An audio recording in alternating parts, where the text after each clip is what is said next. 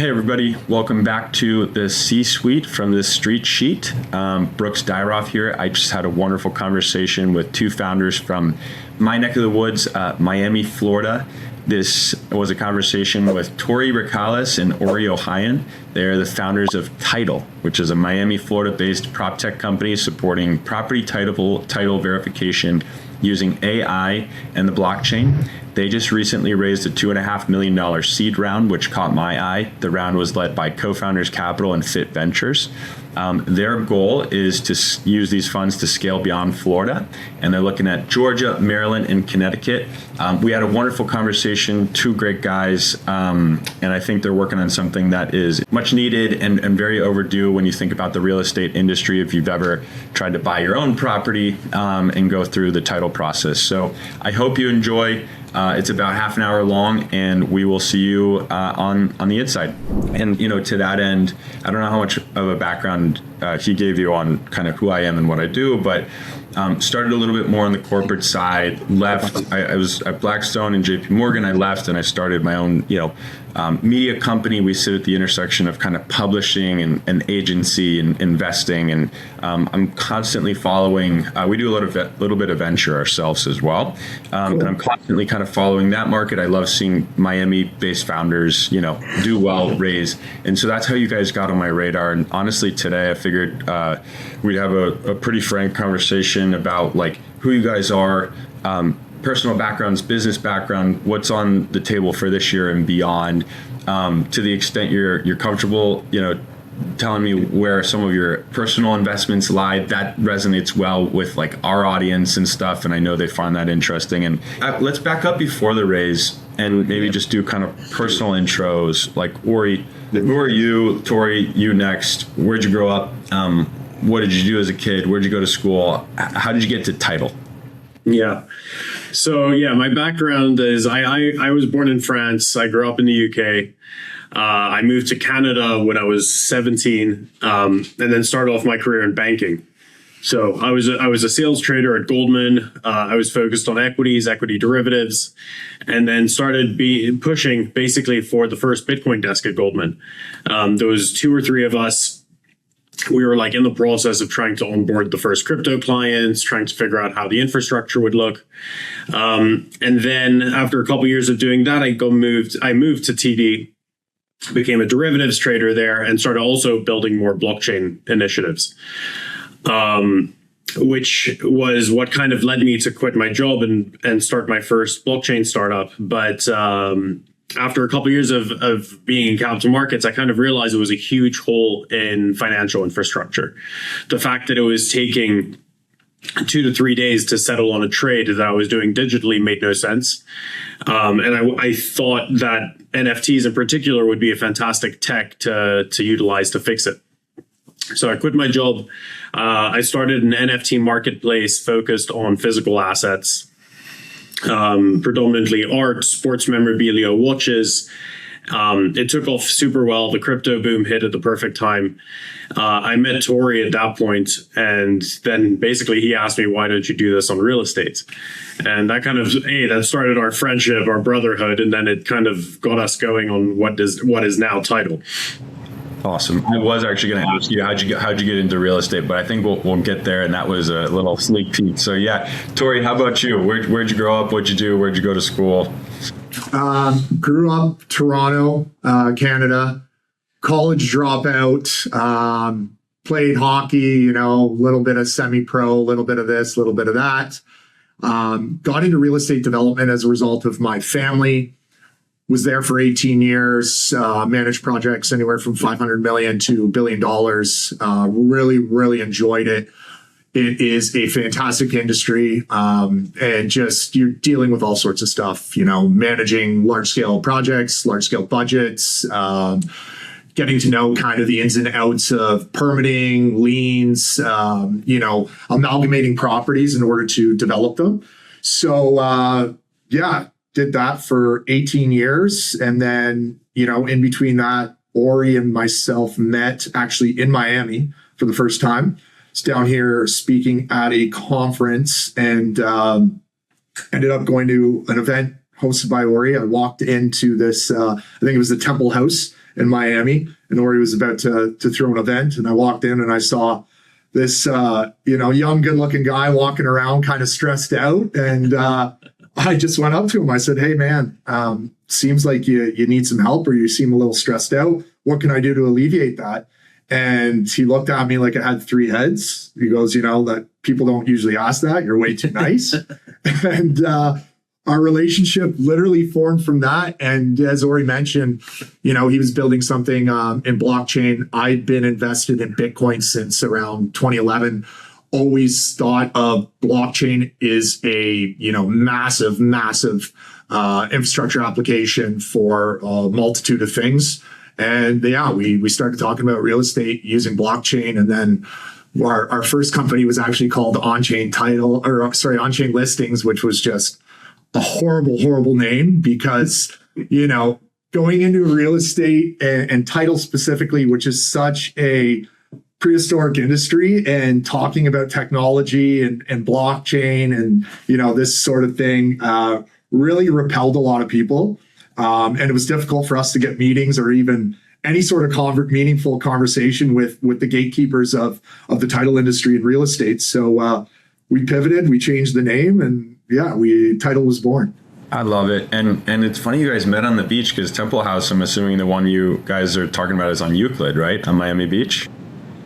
Yeah, so bringing it full circle, I've done some real estate investing on the beach and gotten exposure to kind of the title process. And it is antiquated. So help me connect the dots from the NFT kind of blockchain art into physical properties, real estate. Like it's a natural connection for me, but walk through that in a little bit more detail for people who maybe aren't familiar with even like the title process, if they haven't bought a home, bought a property, and how can I'm assuming the blockchain make that much more efficient, much more trustworthy, really. Like at the end of the day, that's kind of what it's about. And I'm assuming there's other applications for it. Why did you decide real estate, not maybe like auto? Just curious. I get it, and it's a large market, and it needs to be fixed, but I want to double click on that for just a sec.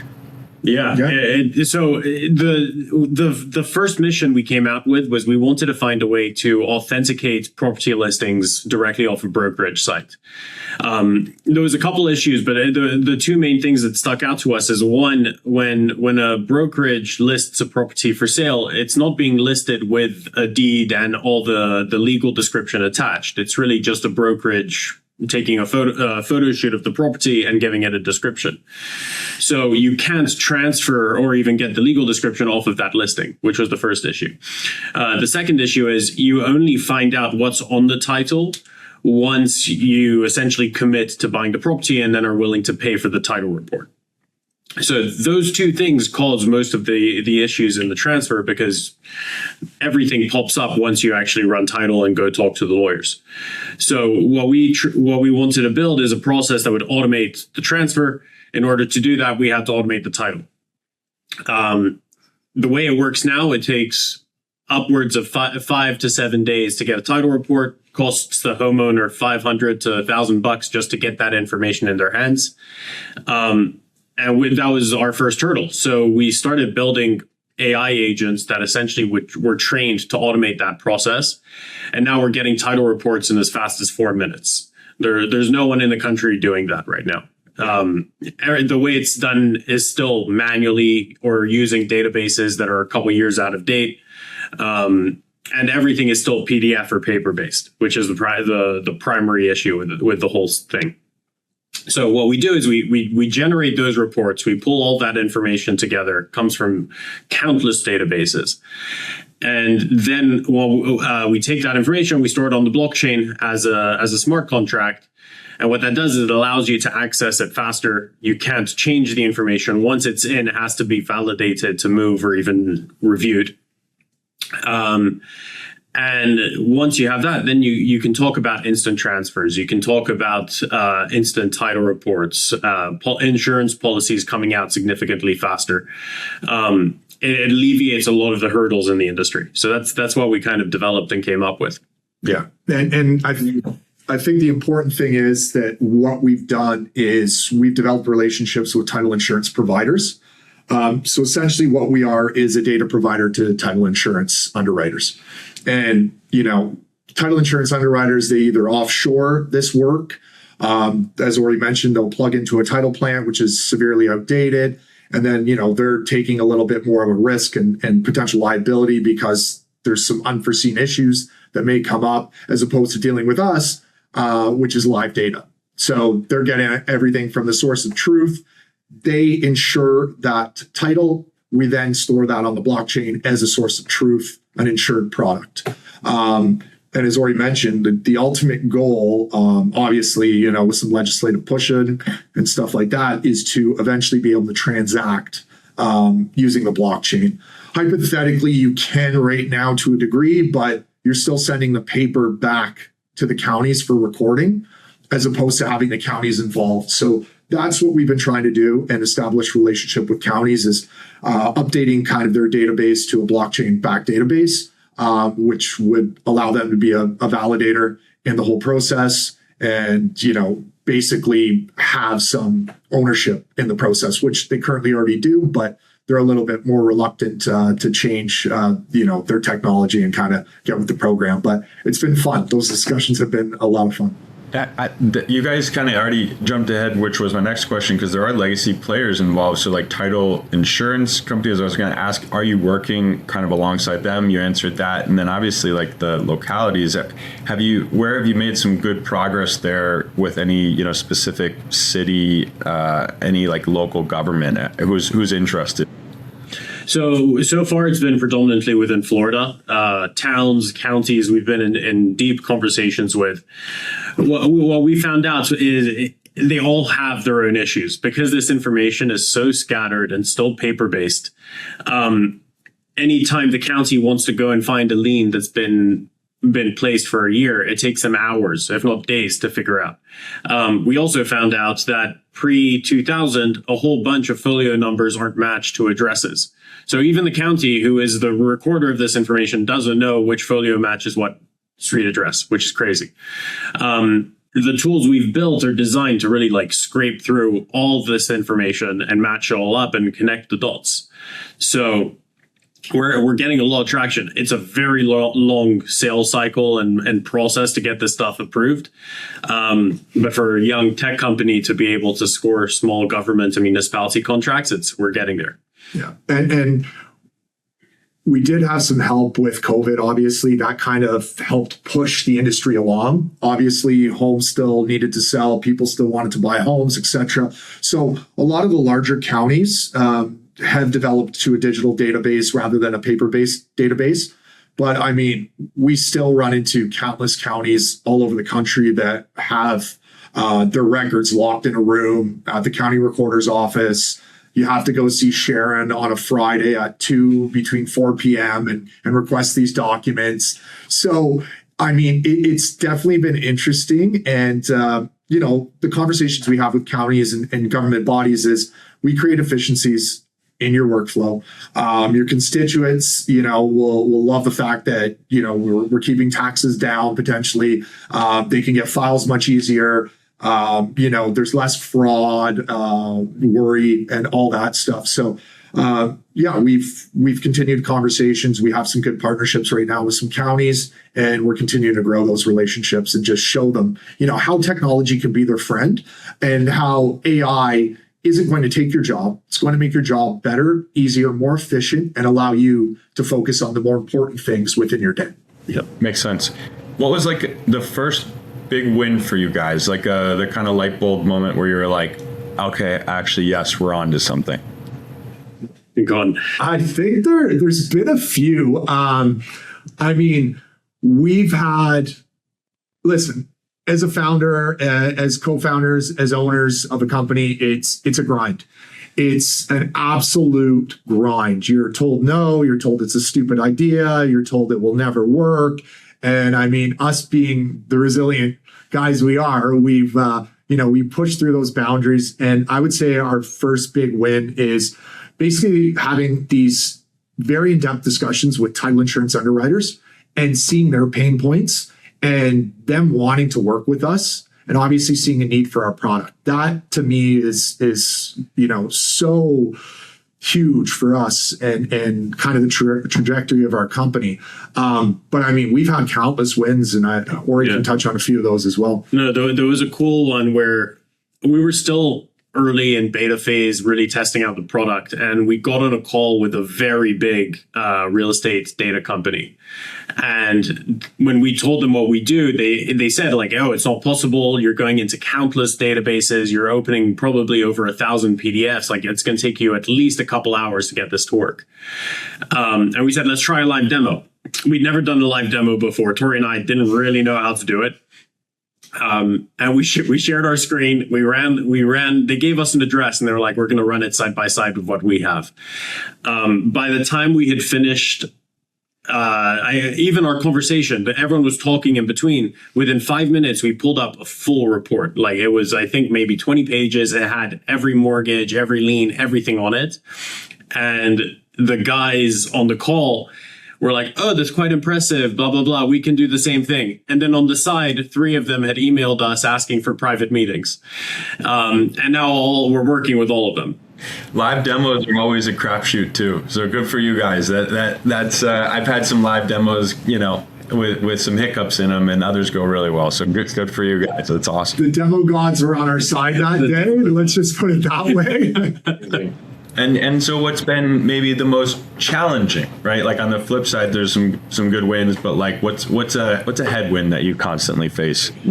I think the biggest one for us was, and I think this is for a lot of startups, is the raise. Pre-seed, we raised some money through some angel investors. We had a bunch of grants. We were very bootstrapped, very, very conscious of, how little money we actually had and raised.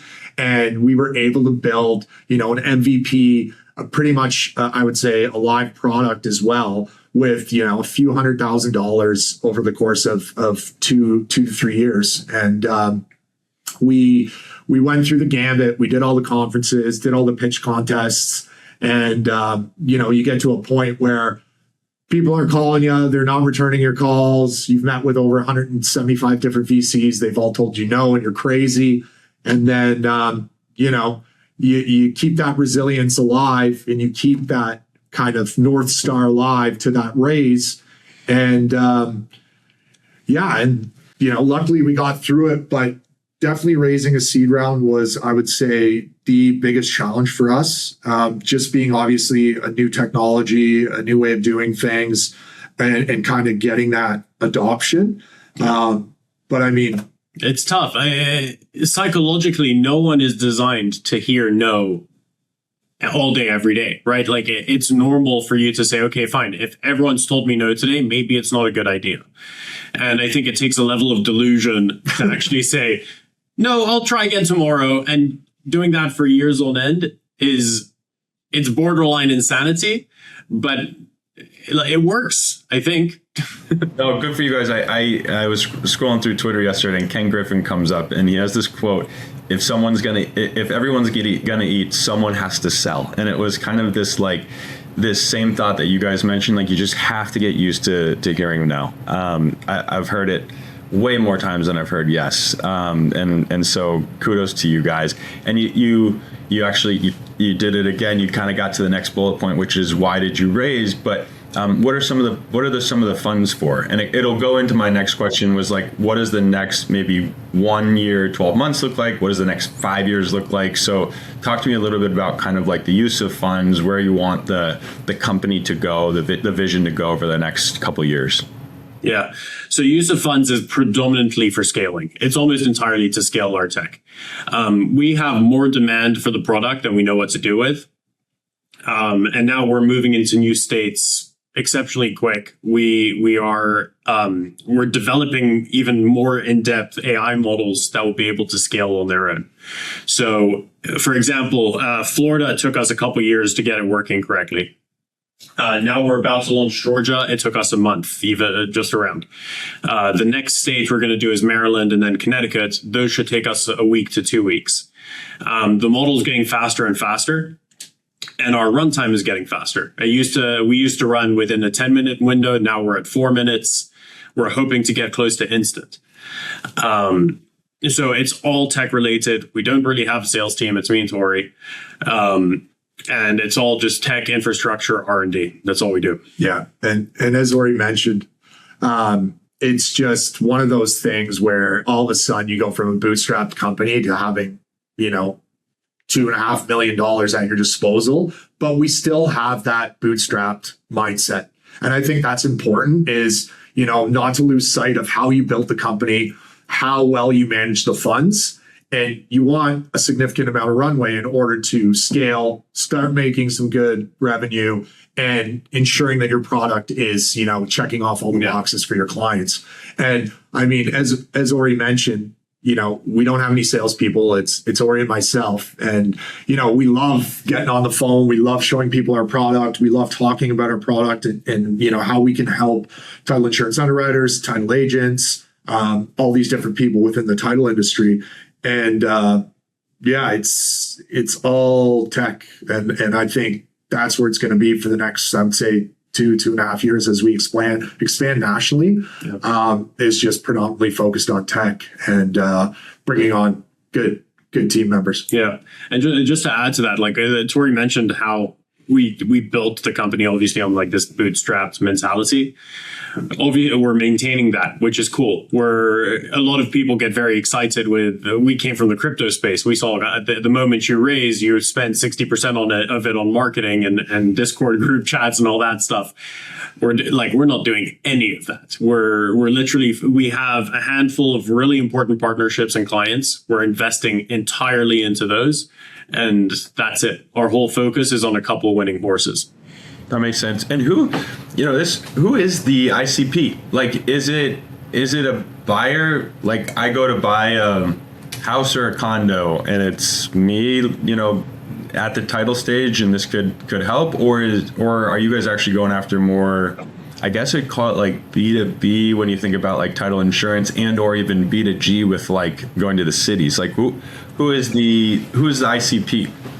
So it's B2B, almost entirely B2B. And obviously we have a couple government initiatives we're pushing out. But when you would go to buy a house, the way it works now is you would go to a lawyer would go to an underwriter would go to a title production company, and then you would get all your information. Our goal is that you can go either directly to the underwriter or directly to the agent and get that information from them. So we're cutting out a third offshore party typically. And it's just grunt work. And in many states, actually, the grunt work is done onshore, which costs a fortune. So our goal is that you would interact with us, but you would never know it. Yeah. We like being in the background. To us, going the retail market, the B2C market it was a mountain that we could not climb, I would say. So we did try it. It didn't make a lot of sense. So, we pivoted, as most founders do early on, is you pivot, you find your market fit, you find your ICP, and you dial in focus on that. And B2B makes a lot more sense for us as just being a data provider to the title insurance underwriters. We also have another product that essentially you would feed as a title company. You would feed a report that maybe your offshore did or your boots on the ground did. And then what we would essentially do is read through that report, take all the dirty data out, extract that clean data, plug it in your title production software, and then they would go out to the underwriter or the lawyer to get it indemnified and insured that way. So that's what's worked best for us, and that's where we've really found our foothold. That makes sense. And this came to mind as we're talking. What is the asset? The tech, the data, or both? So the data is the product. The infrastructure is the assets. If you want to look at what our future valuation will be, it's a massive database of land registry information. We talk about this has become our tagline, but it's a digital unified land registry. Nothing like that exists in the US. So if you think back, like the 2009 real estate crisis or 2008, a lot of the issues that arose from defaulted mortgages were because people were double, triple levered, had code violations on their houses that were kind of indicating that no one had been living there. There was a lot of flags that no one was catching because this data is stagnant. Very few lenders will go every few months and run a title report to check how the house is doing. When you have a live database that can feed you this information, now you're talking about even an hourly mark to market on a mortgage that just doesn't exist. If things like this happened 10, 20 years ago, you wouldn't have these defaults. Yep.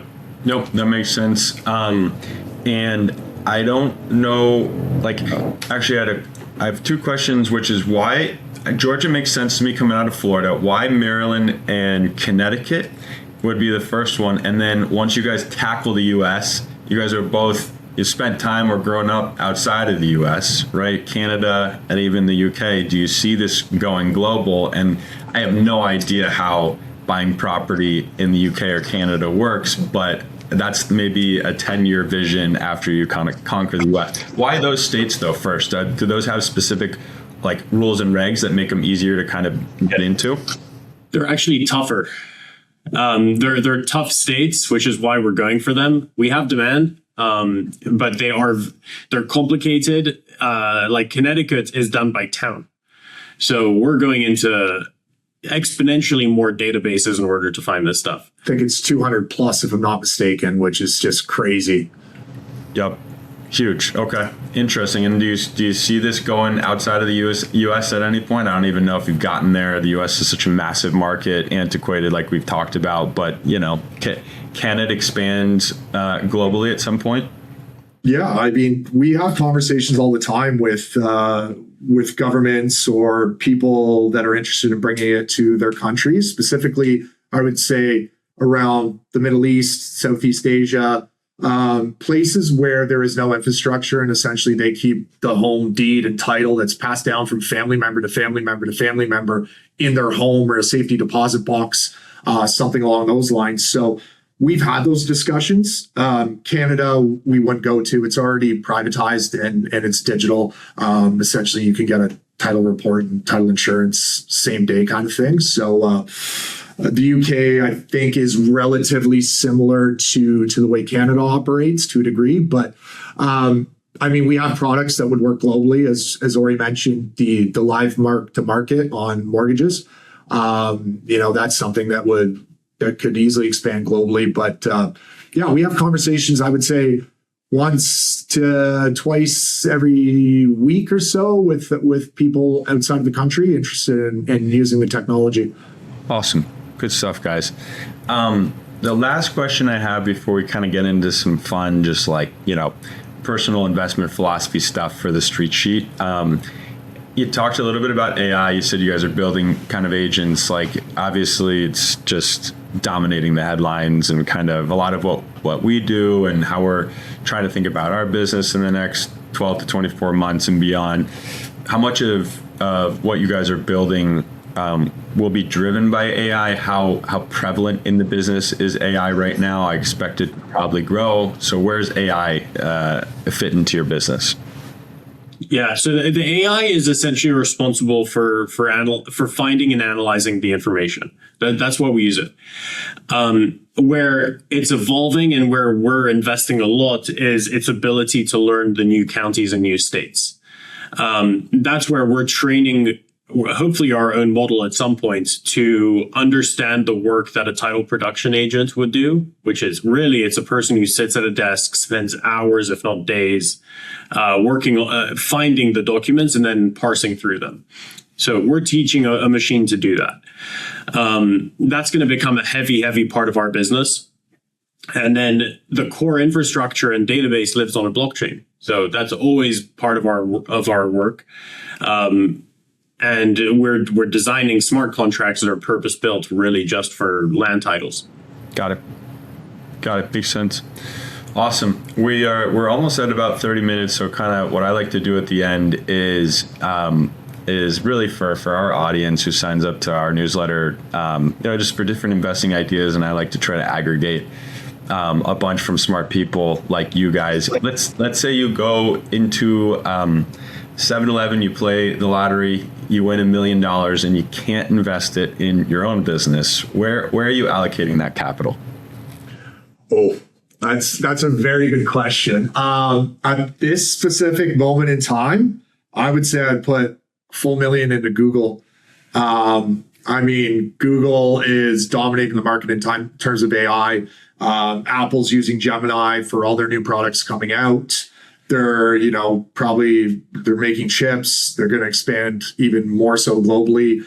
But I'm really liking Google right now. That's probably my top pick. I would say in this specific moment in time. I love the conviction. Ori, how about you? Look, I was a trader. I was staring at stocks all day. My philosophy always was, if you are using the product, or if you know someone who's addicted to a product, that's what you put your money behind. Imagine had we bought Netflix and Apple stock the first time we bought an iPhone, or the first time we signed a subscription, we'd all be making millions. So that's always been my philosophy. If you're using it, put yourself behind it. Don't just buy the product. That's very Warren Buffett, drinks 6-7 Cokes a day, so he's invested in Coke. He's pumping up the stock himself. Yeah, he likes Dairy Queen, so he invested in Dairy Queen. I think that's a great philosophy, and Ori hit the nail on the head there, and I think that's a good rule to live by. Well said. Awesome. Good stuff, guys. Closing note, for anyone who sees this, whether it's through our newsletter directly or when we post this on YouTube, and even if it's in 3 months from now, what's kind of a call to the universe if you guys could get help, whether it's, talent and hiring, or if you want to reach a certain customer, like what would help you guys? Good question. More money, right, on a follow-on raise at some point in time. Like, if someone watches this and they want to help, they want to get involved, they want to contact you, like, how can they? Yeah, you can reach out via our website, www.titl.co.